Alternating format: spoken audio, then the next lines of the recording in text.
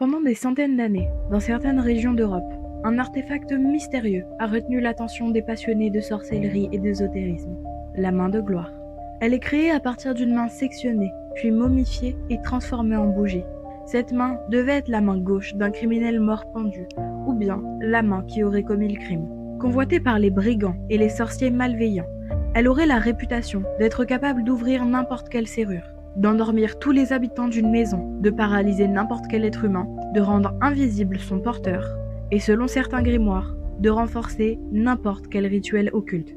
Selon les récits folkloriques, les malédictions se retourneraient contre celui qui la portait, si la flamme était éteinte autrement que par des moyens spécifiques, comme l'aspersion de lait maternel, d'eau bénite ou de sel, accompagnée de prières spéciales. Il était aussi possible de dissiper son pouvoir en l'enterrant loin de toute civilisation.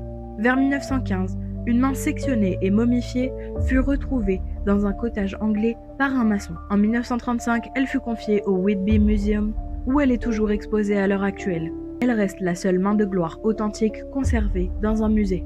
Alors, dites-moi ce que vous en pensez. Et si vous avez des idées de sujets que vous voudriez que j'aborde dans les prochaines vidéos, n'hésitez pas à me le dire dans les commentaires.